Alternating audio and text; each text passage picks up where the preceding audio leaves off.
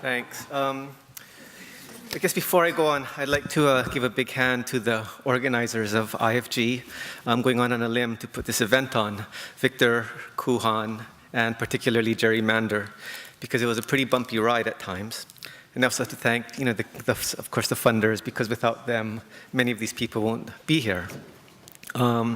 Additionally, all of the participating people in Moana Nui and the Nuclear Free Independent Pacific group that was moderated by Sina Brown Davis, who also was not able to make it. I want to thank the Day One organizers, Oceanic Coalition of Northern California, for their work and dedication yesterday. Of course, I want to pay my respects to Dr. Kikuni Blaisdell, someone who I think many of us here today have. He's a very, very great teacher, someone who is just a huge inspiration to many of us. And while we're planning for the Moana Nui 2011 event, Kikuni christened the Moana Nui Organizing Committee Pua Mohala Ikapo, which means beautiful flower in the night, and they too also deserve a really, really big hand. My name's Arnie Saiki. I'm the director and blogger of Imipono Projects and have been one of the coordinators for this conference. Let me first say I'm honored to be here with this group of experts on trade.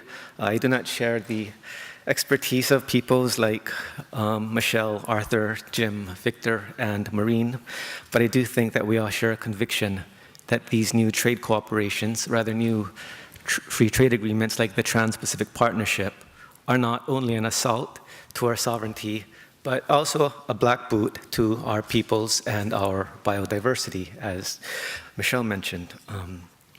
If we measured the revenues or assets of corporations alongside the GDP of nations, more than 50% of the 100 biggest economies on Earth would be corporations. And the TPP negotiators are meeting secretly and being advised by 600 lobbyists of the largest corporations. I'm pretty sure that we would mostly want to know what the specific details of those negotiations are, and by we I mean the 99%, those who are most likely to be impacted by those negotiators. US-led free trade agreements like the TPP represent corporate stakeholders, shareholders, investors, but what I want to talk about today is what about the proper rights holders? Peoples, public citizens, workers, animals, plants, the entire biodiversity of our forests, deserts, and oceans have a right to consent to decisions impacting our world. Greed-driven policies are being determined without the free, prior, and informed consent of the proper rights holders. So exponentially, more than 99.99% of the planet's rights holders should have that right. And we know about the biodiversity of this planet to know that extinction does not equal consent. So if we are not given free, prior, and informed consent over decisions impacting our lives and commons, how do we move forward with decisions that allow us to steward our communities and environments? This question should not only be addressed to TPP negotiators, as this is a fundamental question that should be posed to the trade regime in its entirety, but I would argue that the TPP is the most aggressive because of its size and because of its investment process. There are alternative or competing trade cooperations like the China-led RCEP, the Regional Comprehensive Economic Partnership, which was launched last year at ASEAN.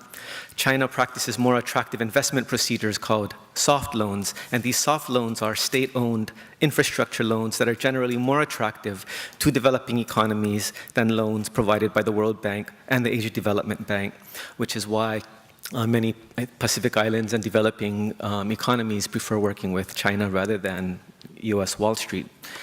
Soft loans do not require the same structured repayment and that investment banks require and have the trade liberalizing conditions demanded by development banks.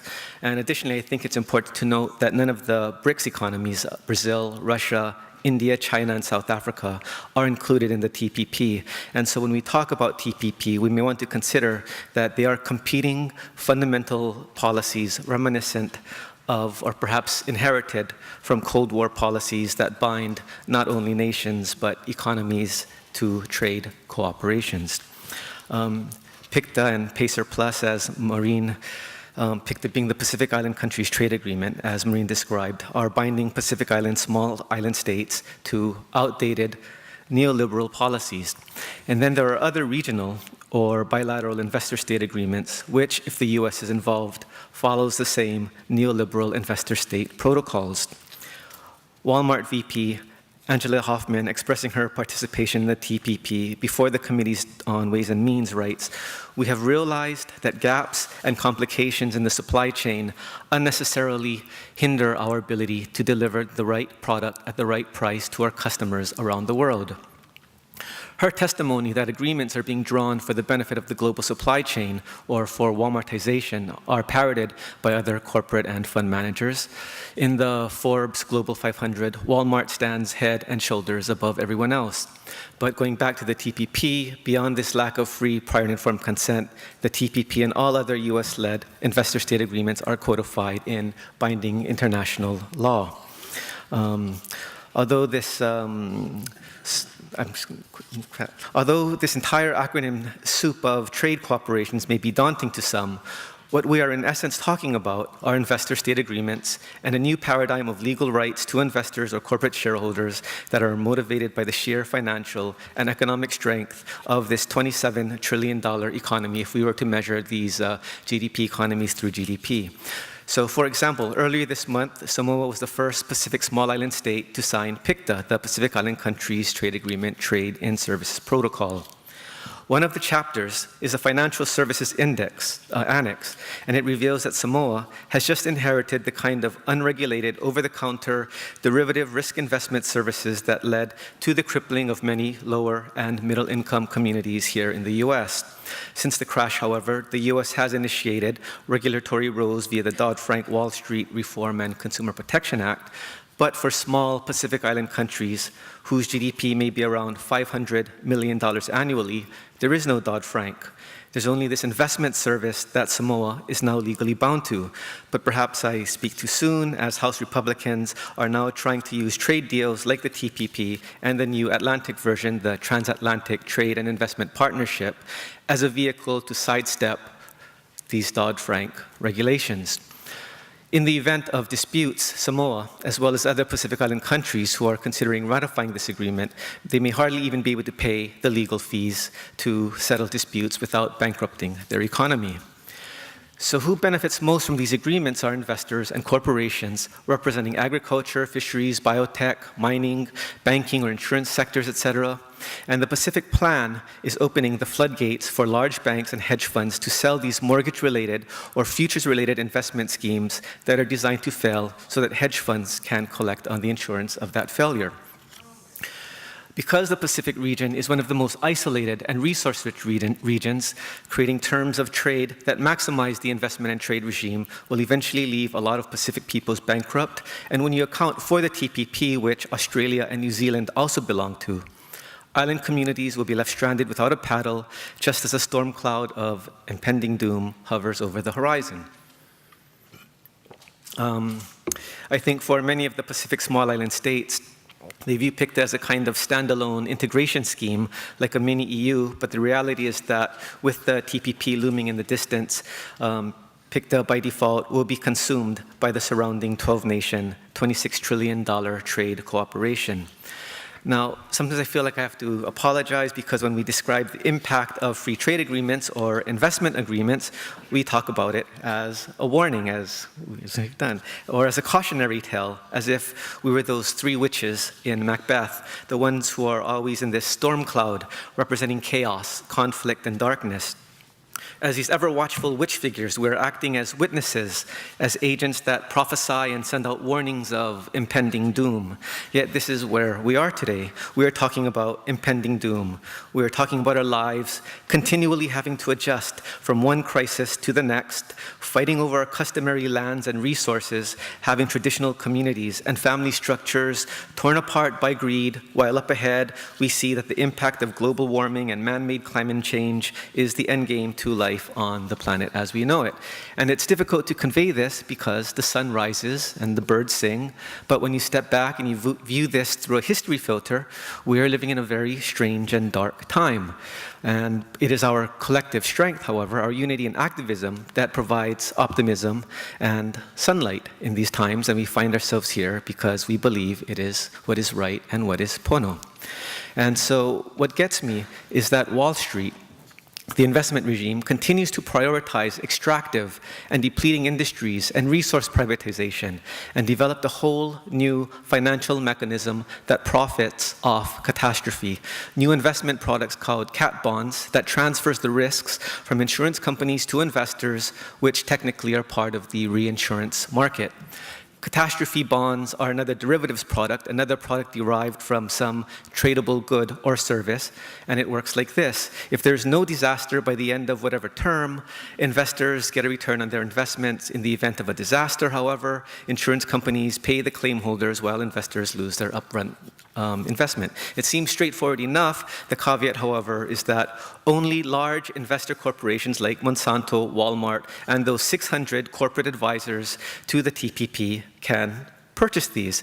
Many of these 600 heavyweight corporations are investing in the Pacific, as are mining and energy or other extractive industries that rely upon the leasing or privatization of resources. So to illustrate, there are research and development costs, there are the building of security and infrastructure, and all of these is what attracts investors. Sometimes these infrastructure costs are paid for through development loans given to governments by international development banks like the ADB or the World Bank.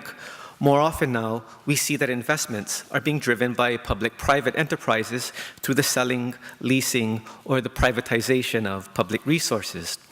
In terms of security, there may be some partnerships with private militaries, but mostly we're talking about militaries that have a parking space and commute to and from Pearl Harbor.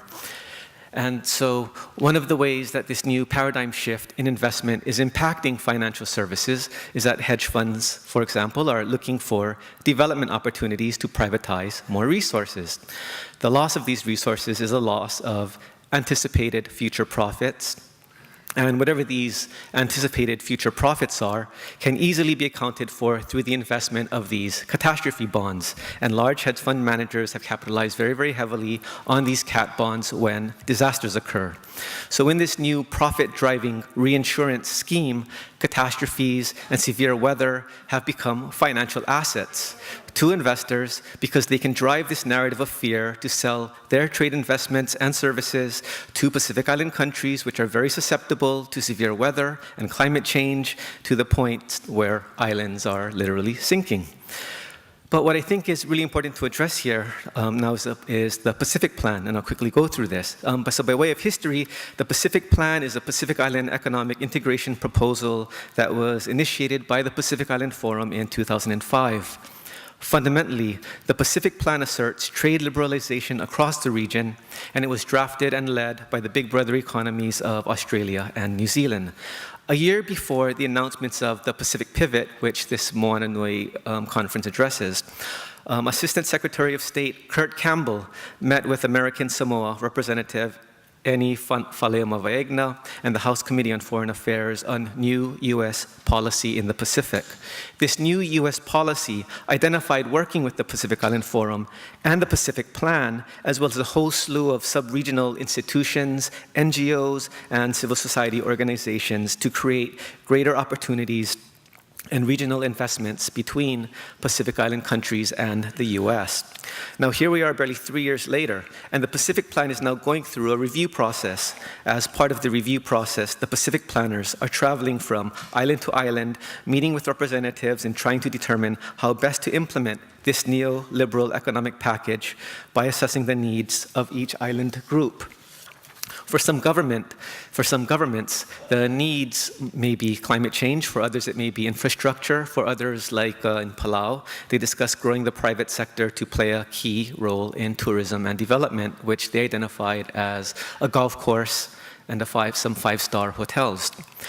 These programs may seem sound if we were still partying as if it were 1999 and the strength of our economies were accounted for in ways that did not have to take into account resource depletion and environmental degradation.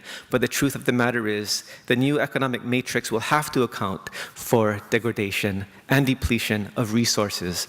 These 600 largest corporations that are advising TPP negotiators could very well ensure that US-owned assets abroad, either through direct investment or foreign securities, will be accounted for by the corporations and be added to their portfolios, and government economic bureaus will also account for this in their national accounting systems. So, as a recommendation to any Pacific Plan revision process, there should be a moratorium on investor-state agreements until we can better understand what's contained in these TPP negotiations.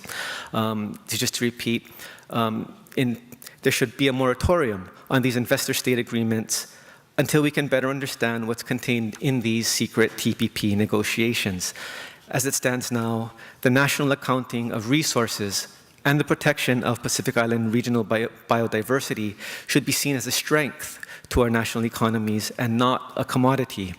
Trade cooperations like the TPP, PICTA Pacer Plus, seek privatization models, and as small Pacific Island states, I wonder if alliances like the Melanesian Spearhead Group might possibly be turning their attention to cooperations like ALBA, the Bolivarian Alliance of the Americas. For the Pacific Islands, economic and political integration has, for the most part, already been co-opted by the larger economic powers. And ecological integration, however, has not and is open for us to assert a non-centralized, peoples-led regional monitoring authority that hopefully, potentially, could use free, prior, and informed consent as a way to create some kind of regulatory wedge within these investor-state agreements. So when one looks at the basic framework of these investor-state agreements between corporate investors and governments, clearly it's people and biodiversity that is missing. Thank you.